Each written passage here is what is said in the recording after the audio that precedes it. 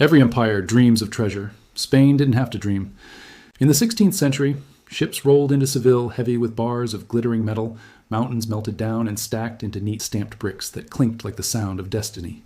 That metal, silver from the lungs of Potosi and the shafts of Zacatecas, promised to turn one monarchy into the axis of the world.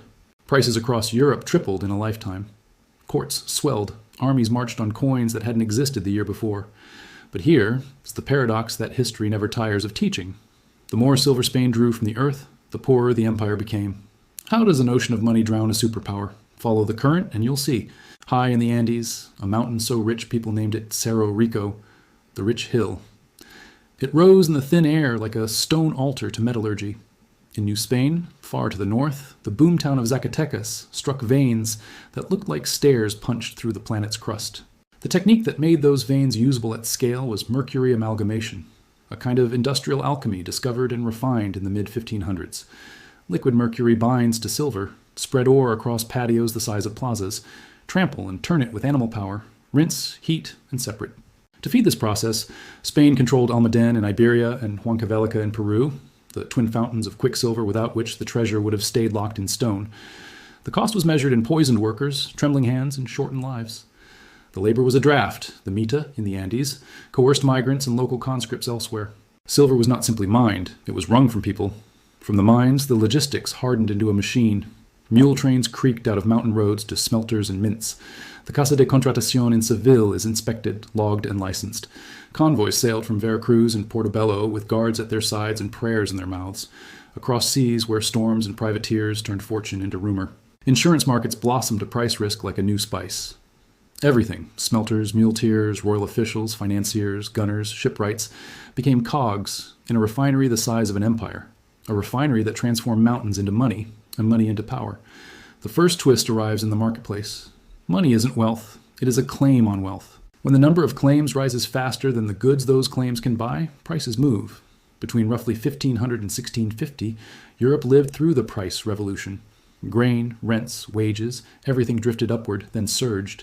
Debtors discovered that what seemed unpayable yesterday had shrunk today. Landlords discovered that their old dues didn't stretch as far. Soldiers demanded more pay. Fixed incomes fell behind. It was a silent tax, not passed by a Cortez but levied at every stall, collected in the difference between a purse that used to buy 3 loaves and now bought 1. Who benefited? Those closest to the new money, court contractors, tax farmers, merchant syndicates, and the crown, caught the first wave before prices fully adjusted. The empire learned a dangerous lesson baked into every age. A mint can do what a parliament will not. Where did the silver go once it reached Europe? Not into chests, stacked in vaulted basements, sleeping under the palace, into contracts, almost the instant it arrived. The Habsburg monarchy sold juros, perpetual bonds backed by future tax revenues. It signed asientos, short-term loans advanced by banker syndicates who received pledges on future treasure fleets as collateral. Seville was the stage, but Genoa worked the lights. Funds flashed from Andalusia to Antwerp to pay the tertios. They flowed to Germany for weapons, to Italy for fine cloth, to Rome for ecclesiastical politics, to the Low Countries to keep rebellion at bay. Follow the chain long enough and the outline becomes inescapable. The treasure wasn't wealth Spain owned. It was collateral Spain posted. Wars settled in paper. The silver mostly plugged holes dug by the last campaign. Spain didn't hold treasure. Spain transited treasure. Through its balance sheet, through its creditors, through the arteries of an increasingly global financial system. Consider the calendar of power, and you'll see why it snapped. An army must be paid on time. A garrison must eat in winter. A fleet must be caulked before hurricane season. But treasure fleets arrive when the wind allows and the sea tolerates. Expenses are rigid, revenues are fickle. The result is arithmetic, not morality. In 1557, payments were suspended. In 1575, again. In 1596, again. The pattern repeated in 1607, 1627, 1647, a drumbeat of restructuring mislabeled as shock when in fact it had become a policy. Floating loans were converted into fixed obligations. Investors were force-marched from risky paper into bond-like annuities. Rates were shaved. Taxes were earmarked. The wheel began again. Modern bankers would call it extend and pretend. Spain invented the maneuver by necessity and dressed it in royal language. While credit markets learned to flinch, the home front learned to lean. Windfall money reshapes the habits of a country. When imports are easy, domestic craft is hard. Why weave cloth in Segovia when you can buy Flemish drapery and settle the invoice with metal no local artisan could hope to match? As silver bid up wages and land rents, local manufacturers lost edge. The crown, perpetually desperate for cash, squeezed where it could. Castile, the core tax base, paid again and again while peripheral regions resisted or evaded. When the easiest path to revenue is a tax farmer with a royal seal, you do not get a nursery of artisans. You get a garden of intermediaries. Economists later gave this syndrome a nickname, Dutch disease. But the template predates natural gas by centuries. It is a resource curse, and in this case, the resource was stamped with pillars and waves. Easy money props up hard habits, rent-seeking over building, pageantry over productivity, importing over learning. You cannot mint a steel mill. You must make one. The river of silver did not stop in Europe. Here's the part too many textbooks miss. It kept flowing east. In late Ming China, fiscal reform consolidated a tangle of labor and grain dues into monetary payments, a policy remembered as the single whip. The state wanted silver. The market obeyed. Silver commanded a higher price in China than in Europe. Arbitrage was gravity. Enter Manila, where galleons bound the New World to Asia. American silver paid for Chinese silk and porcelain. Japanese silver joined. Macau and Malacca hummed. Acapulco became a world port without leaving its bay. The Spanish dollar, the piece of 8, became the world's coin. Europe intermediated the flow. Asia accumulated the metal. Spain, for all its mines, supplied the pipes and pumped the liquid, only to watch it settle in someone else's bowl. That is leverage, but not ownership. Silver can buy ships. It cannot buy fair winds. Silver can hire soldiers. It cannot make them win. Silver can pay interest. It cannot restore trust once it has been broken. The Armada did not simply sink in the North Sea. It sank into balance sheets. The Dutch built a counter-empire of credit, an exchange in Amsterdam, joint stock ventures with transferable shares, insurance that taught merchants to replace prayers with premia. They did not need mountains. They needed trust. Meanwhile, each Spanish default trained investors to demand more collateral, more taxes earmarked for debt service, more control. An empire addicted to the next convoy plans only to the next convoy. That is not a strategy. That is survival dressed up as destiny. Pull the mechanism into one view and the trap becomes mechanical. New silver expanded the money stock faster than output, taxing Spaniards in real terms and distorting price signals. War spending outpaced the convoys, forcing the crown to sell tomorrow to pay today and roll the note forever. Easy external purchasing power and rising costs blunted industry and made imports a habit. Arbitrage sent a large share of the metal to Asia, where the fiscal system prized it more, draining Europe of the very liquidity it had minted. Each suspension of payments eroded credibility and narrowed options, until financiers were no longer just partners but proctors. None of this requires secret cabals or hidden hands. It is plumbing. Water finds cracks. It erodes foundations. It pools where gravity pulls hardest. Spain mistook shine for strength. Shine is liquidity. Liquidity moves. Step away from the palace ledger and look at the human ledger.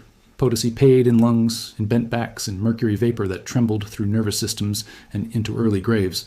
The city swelled and starved to the rhythm of convoy schedules. Castilian towns watched taxes rise in bad harvests and good, watched sons recruited into tertios and returned as paper arrears. The empire was a machine that converted stamina into metallic flow, into fiscal promises, into battlefield smoke. When the machine slowed, ordinary people felt it first. They always do.